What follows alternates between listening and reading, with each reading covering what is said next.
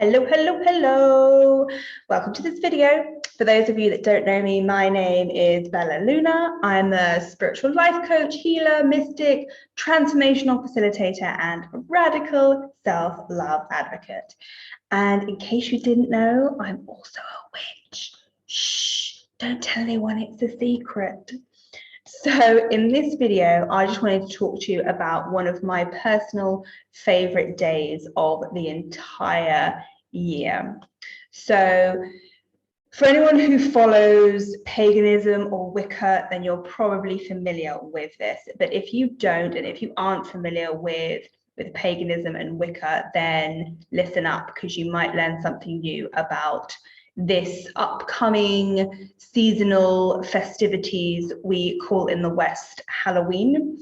So it's often called Halloween, All Hallows Eve, like the Day of the Dead or things like that. But in paganism and Wicca, we call it Samhain. Samhain. It's actually spelt Samhain. It's spelt Samhain, Samhain, but it's pronounced Samhain. Samhain. And Samhain is one of the 8 fire festivals in the Celtic Wheel of the Year. So the Celtic Wheel of the Year is 8 points around the calendar that represent different festivals, different Sabbats. All of them are relating to the seasonal changes that we experience in the Northern Hemisphere, in particular in the UK and the US. So the ones that you're probably more familiar with are the 4 main festivals, which are summer and winter solstice and spring and autumn equinox. But then in between those 4 fire festivals, we have the other 4, which are called Samhain, which is Halloween. Then we've got Imbolc, which is sort of end of Jan, beginning of Feb. We don't really have a name for it in mainstream world. Then there's Easter, which is called Ostara, and then we have that's around equinox. So there's Beltane, which is May Day, and then there's Lammas or Lunasad, which is in August. But in this video, we're focusing on Samhain, which is, some people say it's the 31st of October to the 1st of November. Some people say it's a season, so it's like a few weeks around that time. So it's really just, it's a season and it's a time of year. It represents, in the Celtic Wheel of the Year, it represents the end of the year. So it's actually New Year. So if you're a Wicca, a witch, a pagan, then you will celebrate Samhain as your New Year's Eve. I have celebrated that for many years as if it was more important to me than New Year's Eve, 31st of December.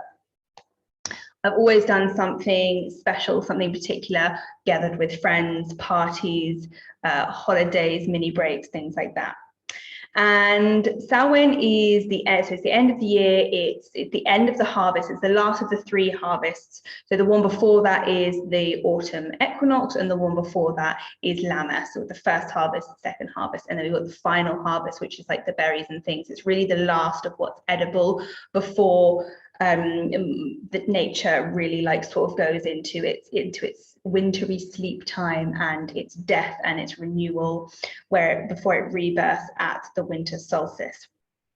So Samhain is like the descent into darkness, right? It's a time very much like the waning crescent moon phase, which is just before we come back into the new moon. It's a time for resting, for restoring, for being quiet, for being still. In the tower, it would be represented by the hermit. It's about going inwards and retreating. So if at this time of year you get a bit more quiet, a bit slower, you want to sleep more, you want to rest more, you want to move through life just a bit slower. And one of the reasons we get so tired in the winter is because our Western lifestyles don't really always allow for us to follow these natural cycles of the moon or of the seasons. So really you should be doing so much less in winter. You should be working less, you should be, you know, partying less, you should be playing less, you should just be generally doing less.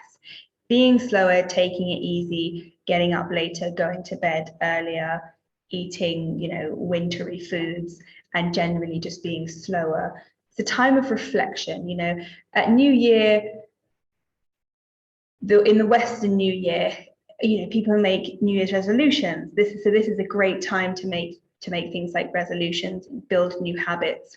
And because it's the end of the harvest, because it's that death, and we're going into the darkness and into this hibernation period, it's a great time for thinking about what in your life you want to die, what habits do you want to die, what relationships do you want to die, what ways of thinking do you want to die, what is no longer serving you that you can send into the earth, send into the hibernation period, so it can be renewed and come back to you at the winter solstice as a new blessing, a new gift, a new inspiration, a new habit. So just have a think about that. What would you love to purge? What would you love to release? What would you love to surrender up, so that it makes space for new blessings coming into the beginning of the rest of the year, the winter solstice and Christmas and New Year, if that's what you celebrate. Samhain is also a time where it's said that the veil has become its thinnest. So this is why Western society has developed this Halloween tradition of dressing up as ghouls and ghosts and witches and zombies and things like that, is because the veil between this world and the spirit world is at its thinnest. So this is the easiest time of year to communicate with spirits, with the dead, with ancestors, with loved ones that have passed over, because the communication lines are easier to access. So if you have any loved ones that have passed over, any parents, siblings, friends, pets, dogs, grandparents, you know, anyone at all, and you would love to communicate with them in some way, then this is a great time of year to try. If you don't want to do it yourself, then you could always visit a medium or a clairvoyant or something like that. And because of this thinning of the veil, it's also a time for honoring the ancestors, honoring where you've come from, honoring your roots, honoring your family. And that can be recent family and or really distant relatives. So you can, you know, decorate your altar with photos of deceased loved ones, of deceased pets. You can put offerings out to the ancestors. You can ask them to guide you, to protect you, to offer you wisdom and love and healing. You can, you know, it's a good time to perhaps get your family together, have a meal, talk about your passed over loved ones, tell stories about them, bring them alive again, and lay extra places at the table for them, you know, involve them in what you're doing at this time.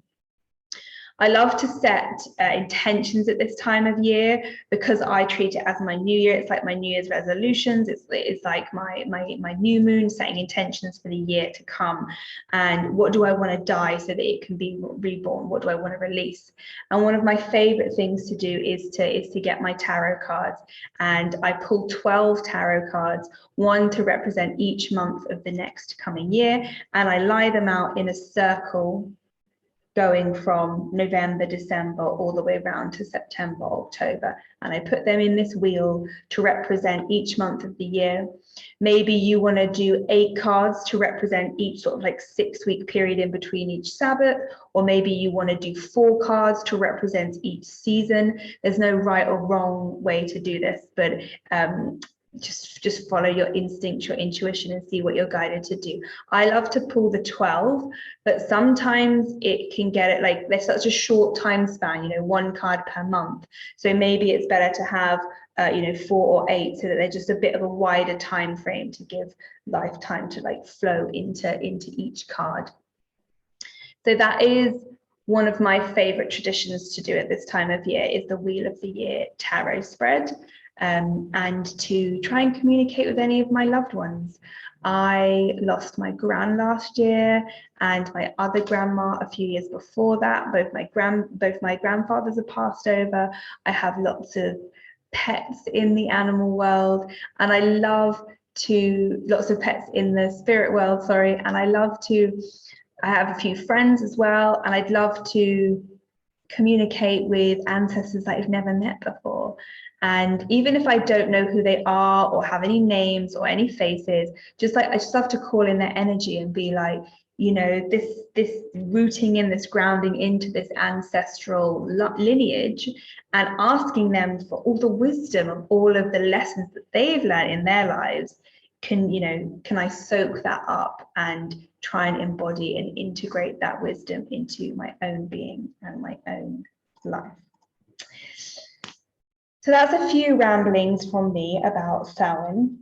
It's my favorite time of the year. It's very different being in Thailand during Samhain, because in England, where I'm from, it's, you know, the days are getting so short, all the leaves are falling off the trees, the colors are glorious with the golds and the oranges and the reds of all the leaves, and like everything's just dying, and it has this very mysterious energy to it. That's the energy I associate with Samhain. So it's very weird being in a country where I'm like really hot and it's really sunny, and you know, I'm driving around in little strap tops and shorts and skirts and stuff, and I'm like, I should be at home wearing like my cloak and my floor length skirts and my leggings and my boots, but instead I'm here with like these flowy clothes on. So it's a bit strange to get used to that, but we are having a party at my friend's house on Sunday for Samhain,